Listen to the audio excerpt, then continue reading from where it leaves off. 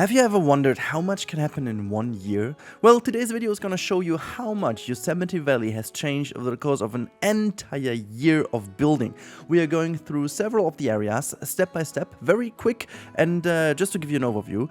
And also, we are going to have a little bit of a sum up at the end of the episode. So if you're a big fan of Yosemite Valley, or you've never seen it and you want to dive into it, this video might be for you, because we are going to find out in episode 2 of Yosemite Valley's journey what has happened, why it has happened, and what was the thought process behind it, because you guys seem to be very much interested into the process. So let's do exactly this. Beep beep, service interruption. Just a quick note, we are back at Discord. I will explain the reasons to that in a couple of days, but before that, there's a link to the new Discord channel in the description below. If you want to join, feel free to do so, but now let's continue with the video. Beep beep. Alright, let's start with the entrance area of our zoo. A lot has changed to the last episode, and you can see that we have a welcoming entranceway with a couple more buildings. We have this little bit of a Christmas market with some of the beer stands and stuff, like very German inspired, because at that time we had like the Christmas market going on during the winter times. We've got a very nice building that Aston Wolf has sponsored for the park on the right hand side, where people can grab some Christmas trees and stuff, and just in general a lot has been done. In the background you can see some of the backstage areas we are going to dive in a second, and also there's a train depot, there's a bus station. Like, a lot of the infrastructure for the zoo has been done. In a moment we're going to zoom out in bird's perspective so you can actually tell, but also this more or less defines the architectural style of the zoo, what we will continue in the future, but more about that in the next part. Alright, this is the bird's perspective of the entrance area. As you can tell, there is a huge backstage area to the left hand side of the entrance. The right hand side is rather blank. As you can see, this spot over here is not filled at this point in time, which is down to the fact that we put this in for later. And if you are a fan of the series, you know that this later was quite very late. This was very much in the third year of the existence of the zoo, so pretty much we kind of procrastinated in this area for quite a long time. But the left hand side has been done rather early, and you can really tell how much I paid attention to the detail. Like, we have the this over here is the entrance for our staff, obviously, and the parking lot entrance, or the parking lot for our staff members. There are two buses just parked over here, and on this hand side, or over here on the right hand side, you can see this is the guest entrance area for the bus depot, and then people have to go all the way up and then back into the park, so that we have like this kind of filter mechanic that people always go in the middle and then just into the zoo. We have our information facility here to the right hand side when people enter the zoo, and after that we have our little market so people can just easily get into the zoo. Enough from the entrance, let's go to another area. Alright, I know that a lot of people will become nostalgic right now, but this is our old chimpanzee house, which doesn't exist anymore in the later stages of Yosemite. We've exchanged that. There's a lot different now in this area. And we have our very old redwood trees that I did myself, actually, but they're obviously now replaced with the actual ones we got 3 years into the game, which look rather identical to those over here. And in terms of size and color and stuff, they are all custom made, and the performance of this park is not really beautiful either. It's already into the 20-ish FPS, which I completely forgot that we already were that bad at this point in time, but it was true. But the one thing I love about this area is the coziness between these redwoods. We have like a lot of different like pathways to follow. It's very interesting. The layout is very kind of following the lines of the forest, and we've got a bridge crossing over, we've got a tunnel going under, we've got like this little pavilion over here, and we have like a little lake in the back. Remember, later in the stage there's going to be the panda recreation center over here, and then we do we have all doll sheeps in already? Oh yeah, the doll sheeps already exist. Obviously, I mean, they've been the first DLC animals, so one of the first animals we got with the DLC, but they are in, quite nice. I still love it. And just for the nostalgic kick, let's move into the chimpanzee house really quickly. Look at that. There's one of the chimpanzees already moving right in front of you. I love it. Look at that. All of them sleeping in here and just enjoying their time in this house. Like, not gonna lie, I still like this house to bits, but it just kind of felt out of place at a later stage, and it caused too many problems. The animals would always get stuck below the whole thing. I'm not sure if I can see if there's anyone in here. No, but they always got stuck in here for whatever reason. So I needed to replace this, and yeah, just in general, I still am a big fan of the way how this habitat worked. But at this point in time, we have done the whole area. We've got the, what was that? The Amur leopard is in here, I believe. But yeah, just in general, an area that I was really loving at the time. So really love that. But there has been more. Let's skip forward a little bit more and then we get another bird's perspective. Next up is our troublemaker, the half dome. I'm still absolutely madly in love with the design of this half dome, but this thing caused too many issues, especially in traffic flow, that we had to change the entire area in front of it. It works now in the final stages of Yosemite. It works, but back in the day it was always super crowded over here. As you can tell, there are already quite a lot of people, and this is already a version where I did cut this pathway. So originally the pathway would actually come in here. As you can see, this is already the old area. But I had to redo this so that they not always go very much in front of it. But yeah, still am a big fan of it. You can see from the front, there are two specimens of lemurs in there. Oh, look at that one, just climbing to get some fruits. I just love that animation. It's so cool. It feels so organic. Really don't see that too often, to be honest. I really love the fact that this one is like chilling there and grabbing some fruits from it. But yeah, just like the whole thing just works pretty beautifully. And yeah, just a good thing. I think this one really was good, and obviously it was a bit of the star of the show because it was done as a little resemblance with the actual half dome from Yosemite.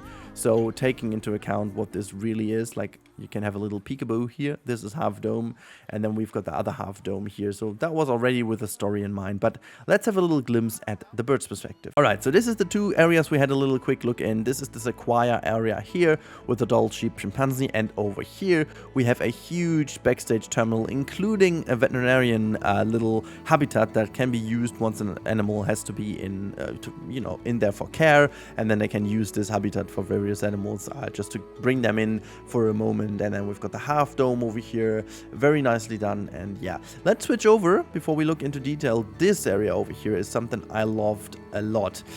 Just turning my camera a tiny bit because this is where the big bison habitat here is on the side with the waterfall we already saw in the first journey episode. We've got the big antelope in here, and we've got the tiny things for the turtles and the tortoises, and also our implied, let me just zoom in here, this is our implied birds show. It still exists exactly in this shape. The question is, will we ever make this usable? This is a good question because we don't know if we will get the birds that fit in. I mean, we do have the bats right now, and we've got some butterflies, which both would make a very nice appearance in Yosemite, but they don't fit enough to really take the effort. But if we will ever get eagles or something in the game, this is most likely where I want to put them. And yeah, the other thing is that this area is rather intricate. A lot of things in the backstage area you don't really see from the pathway, but they do exist. And there is like another little building which defines the architectural style, because that's something of the theme of today's episode, defining the architectural style of Yosemite, because this is what I did in the first season, exploring what kind of architectural things work. Like the half dome is one, the little shops here and there are something. Obviously also the chimpanzee house was one of the most important things, but there's more. Let's explore the last bit of today's episode. Alright, and that is this huge area which focuses in the center of the lion habitat. There is a lot, guys, a lot that has changed during the course of Yosemite. The entire left-hand side has been changed many times. This is version 1 of our big cat house.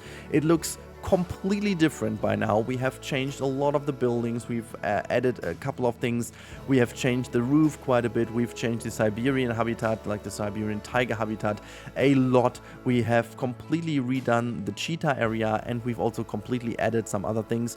We've got a viewing platform up here, we've got a staircase, the tower has been gone, the lake has been changed, there are more habitats in front of it, the viewing opportunities of the lions have been changed. There is just like so much that has changed that it doesn't really require a detailed look at that because it's not really mandatory. But what we have to look at is, let me zoom in. This is one of the most, I think, beloved things in the entire Yosemite Valley, and this is the Nighthouse. You guys completely lost your mind when we started this one, and I am still absolutely a huge fan of this. I think we really spent too little time exploring it. Let me just quickly fly through. So you go in, you've got the Chinese pangolin, you've got some really cool stuff here in the center with all the exhibits, you've got the wonderful art walk over here, we've got all the ceiling stuff that you need to make a proper night house. Actually, you know what, we can just turn at night, shall we? Just making that a little bit more of a good experience for you guys. There we go, look at that, this is how it should look. You've got these things pretty nicely lit. Also in the pangolin habitat, things are lit nicely, and then you go through here, through this little area, and you come into the jungle of the night, or the nights of the jungle, and then this is where the frogs is, and the giant anteater, as you can see over there, moving around. And I think we also have the tapir in here as well. So really nicely shaped thing with a couple of tricks that are used in real night houses as well. I am still so madly in love also with the mist effect that kind of looks like flowers that are lit by the moon. Especially this area could be legit the moon lighting some clouds coming over. Like really do love it. It just, you know, it has been a huge challenge to do exactly this, but yeah, I'm a total fan of this. I think it looks absolutely ridiculously good. Really love to do it. Really love to just, you know, have the challenge of doing something. But there's one last thing we have to look at. So let's do a last cut and speak about exactly this. Alright, let's speak about foreshadowing, shall we? This wonderful area over here where the flamingos are in right now has been an implied penguin habitat. In fact, there should be a sign there you go. There should be a sign of a rock hopper, or actually African penguin over here, whatever you want. And this was an implied habitat, and it was way before the aquatic pack launched, like way before, and especially way before we had a penguin that looked a little bit more like that. Now, in the final version of the zoo, we do have the king penguin in this area, and we've got the African penguin somewhere in the back there. But yeah, I'm a huge fan of this habitat, especially because it just kind of combines so many things, and it is a totally different approach for Yosemite. Plays a bit more with nature and just different levels. And one thing I obviously didn't know at that time was the requirement for deep water diving, because this is not deep enough for making them dive, but we didn't know that at this time, so I was still pretty much optimistic enough that this would work. Spoiler, it didn't, but we still had a good time at the end. And yeah, I hope this makes watching the episode for you even more engaging, knowing where we came from, because I am still absolutely blown away by the fact how much has changed during the course of the time. And honestly, I'm also questioning myself where I got all that time from doing all that stuff, because my god, there is also, as you can see, this area, but we are not talking about this area specifically today. This is going to be in the third episode, because I figured I'm lacking. I have a lack of specific habitats. But actually, one thing we can see, we can have a look at, is another thing of foreshadowing. And this is where the polar bear is in right now, simply to have an animal in here. This is our current sea lion exhibit.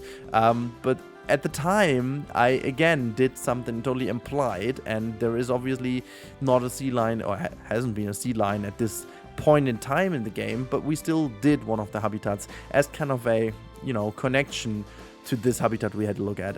Yeah, really a big fan of, really loved how it came together. And now it's time for a final bird's view, so you can see how much we already had done in 1 year only.